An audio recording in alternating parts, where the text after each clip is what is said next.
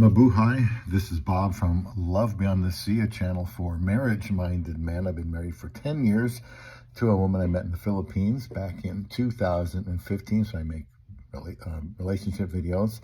I'm a big fan of being married. It seems like very few people are these days, but I'm trying to do the best I can to help people who want to get married. So please subscribe here to Love Beyond the Sea, get notifications, and be prepared to leave a comment. I want to talk about some ways that you can be controlled by your partner, or ways to see if you are being controlled by your partner, because that's something that is kind of normal to happen in relationships.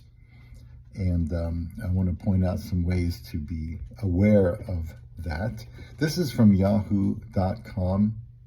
They're talking about 15 signs your partner has the upper hand in the relationship. I'm going to call it control, and probably take 2 videos to do this. The first one they have here, and see here if you can agree with this, and that is they make all the decisions. They have the upper hand. They control you because your partner wants to make all the decisions.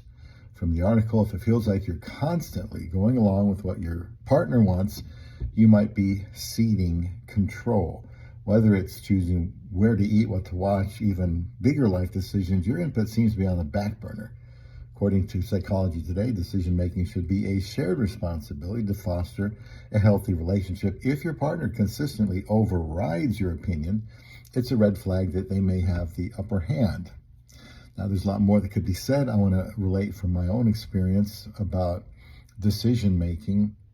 As I've said many times before, I think, yes, you both get together and make decisions together, but when there's a tie that needs to be broken, I think it's the husband that needs to make those calls with wisdom and understanding of his position, of his wife's position, being able to explain his position to his wife. And you can't just keep going along with a tie and arguing and complaining. So if that happens, I believe the husband makes that decision, and that's that. However, that should not certainly be a very common experience. You want these decisions to be made more easily, and I tend to defer to my wife whenever possible. I don't feel like I have a great need to get my own way. But, there are times I'd say, no, I don't like that. I think that's a bad idea, or it's unhealthy, or whatever, and we're going to do it differently. So I try to live this out in my own marriage. I try to defer to her and not be one controlling all the decisions. Another one, and so much could be said about that. I've made videos just on control. Now, another way is controlling the finances. Controlling the finances. They say money can be a contentious issue, no doubt. And if your partner is the one holding the financial reins, the power dynamics may be skewed in their favor. They might decide how much money is spent and where, leaving you feeling financially dependent or insecure. They say CNBC highlights the importance of financial transparency and teamwork to prevent an imbalance. That's probably a video there that they're talking about. If you're kept out of the loop or feel restricted, that's a sign they may have too much control. Financial control can manifest subtly, like when your partner questions your spending or requires approval for purchases. This type of control can lead to a loss of independence and personal agency in the relationship.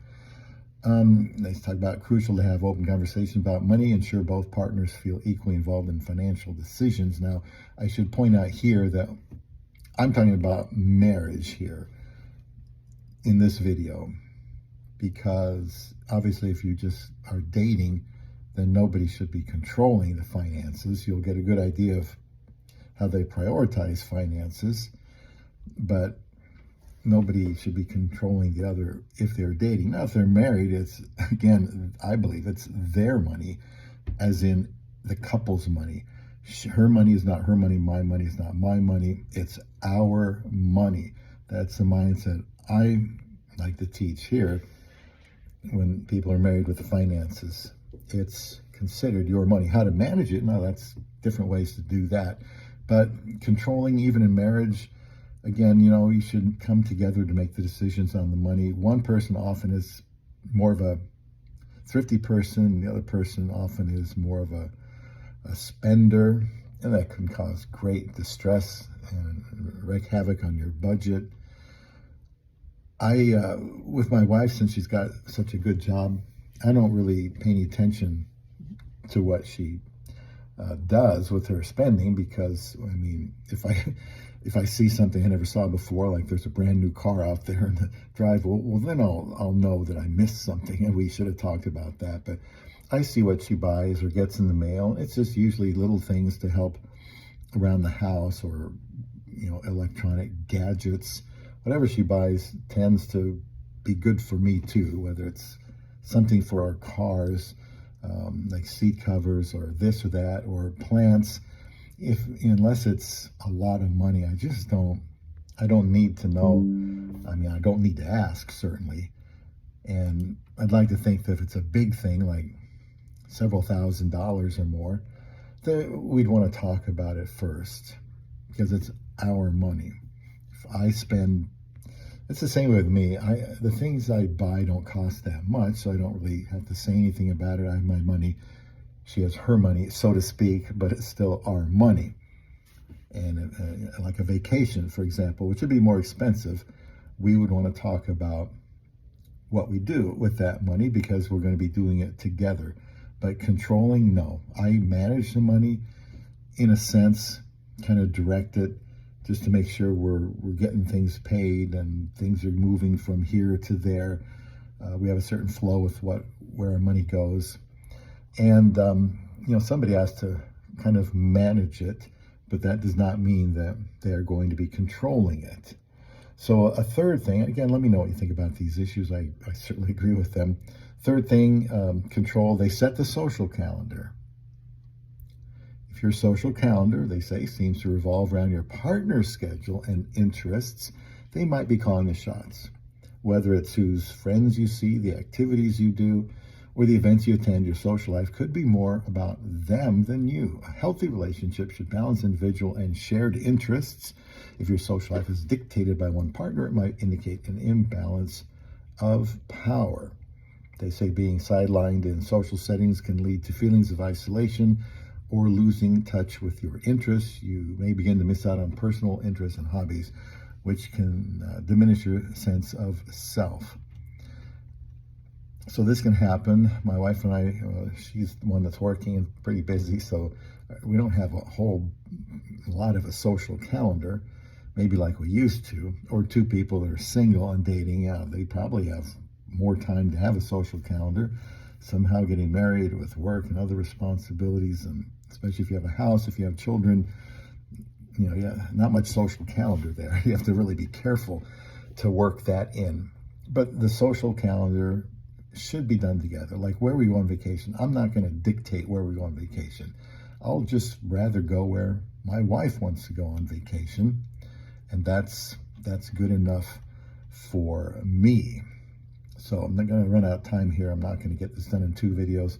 So about how do you know you're being controlled in your relationship? One is somebody makes all the decisions, and then they control the finances. They set the social calendar, and this could end up being the same person if they tend to be a controller. This comes from yahoo.com, this article here I've read. And we will do some more in the next video or 2. Control is something that you need to work on avoiding, and it just leads to problems. I mean, the person you marry is another human being. They're another individual, just like you are a human being and an individual human being, and you wouldn't want somebody controlling these types of things in your own life. You certainly don't want to be controlling it in their life for a marriage to work or a dating relationship to work. So I'll have some more on this idea of control. If you have any thoughts, please share them here on Love Beyond the Sea.